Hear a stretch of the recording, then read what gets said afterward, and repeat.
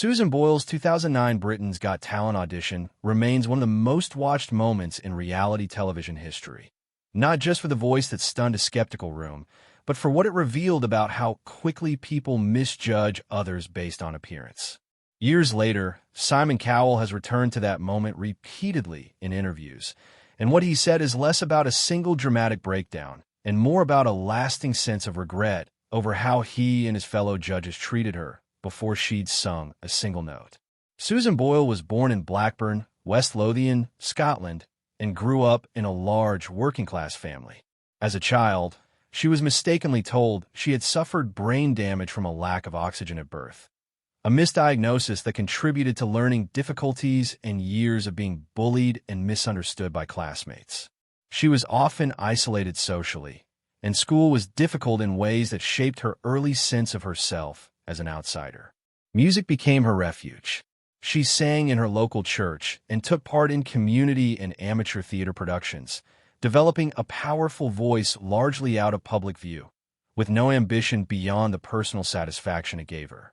She lived a quiet, private life in her hometown, working occasional jobs and doing charity volunteer work, largely defined by caring for her aging parents. First her father, then, after his death, her mother, whom she looked after until her mother's death in 2007.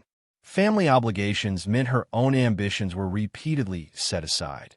By the time she reached her late 40s, she had never performed for a large audience and had spent most of her adult life outside the public eye entirely. In April 2009, at 47, Boyle walked onto the stage at Glasgow's Clyde Auditorium to audition for the third series of Britain's Got Talent. Dressed modestly and visibly nervous, she was met with open skepticism from the audience and from the judging panel, Simon Cowell, Amanda Holden, and Piers Morgan, before she'd sung a single word. The mismatch between her unassuming appearance and what judges and audience expected from a star was, by every account, stark and unflattering to everyone watching. Then she sang, "I Dreamed a Dream" from Les Miserables. The reaction from the crowd, the judges, and eventually hundreds of millions of online viewers was immediate and overwhelming. The audition footage went viral within days, becoming a global conversation piece about first impressions, ageism, and the risk of judging people by how they look rather than what they can do. Boyle didn't win that season of Britain's Got Talent. She placed second, behind the dance group Diversity, but the exposure launched an extraordinary career.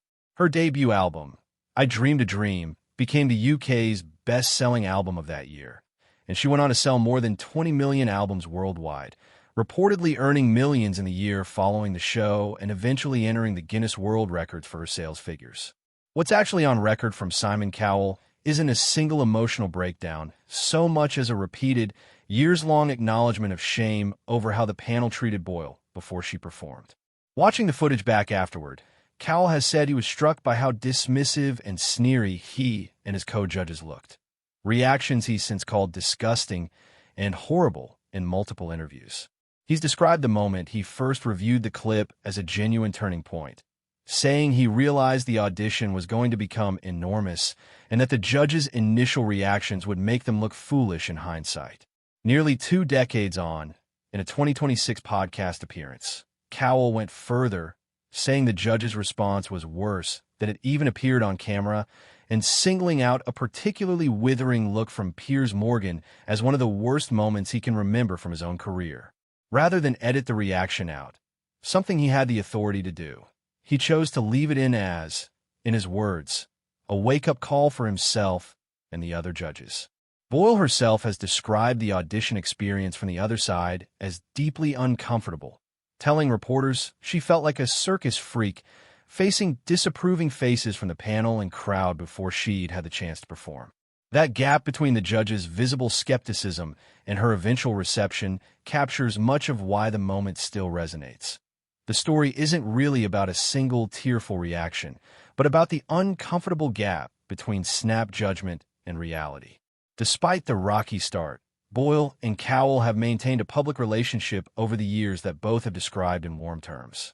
In a 2019 interview, Boyle called Cowell the biggest inspiration in her career, describing him as someone she's worked to make proud for roughly a decade, and someone who continues to push her toward doing her best work.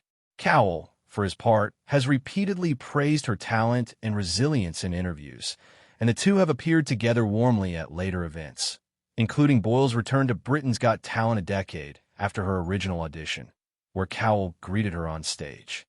That said, their relationship should be understood primarily as a professional one built on mutual respect over time, rather than the close personal mentorship some retrospective accounts suggest.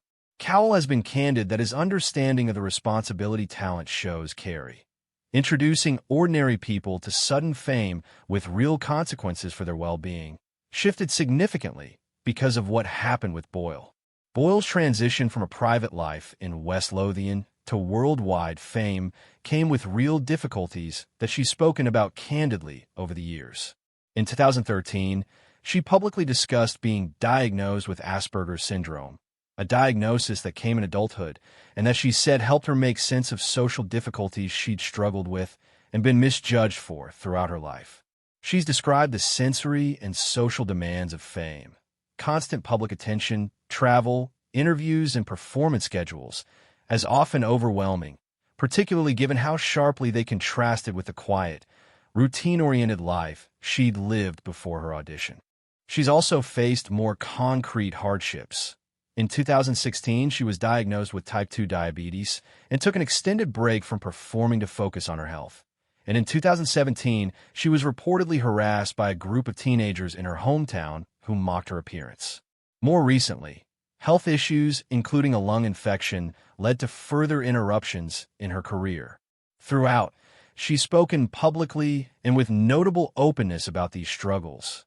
Openness that's been credited with helping normalize conversations about mental health, neurodivergence, and the pressures facing people who become famous later in life or without seeking it. Stripped of some of the more dramatized framing that's grown up around it online, the real story here is fairly clear. A talented, previously unknown singer was initially judged harshly based on her appearance, delivered a performance good enough to overturn those assumptions almost instantly, and then spent the following years navigating both extraordinary success and the genuine strain that sudden fame placed on someone who'd spent most of her life outside the public eye.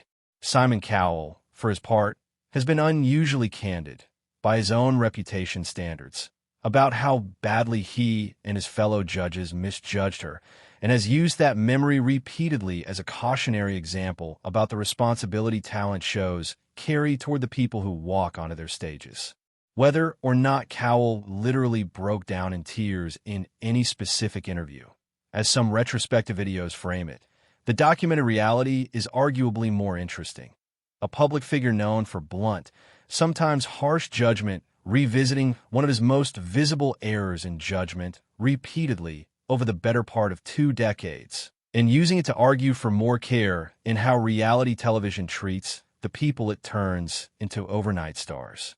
Boyle's own resilience, the willingness to keep performing and speaking publicly about her health and neurodivergence despite the pressures fame brought, is arguably the more consistently documented part of the story, and the part with the clearest legacy.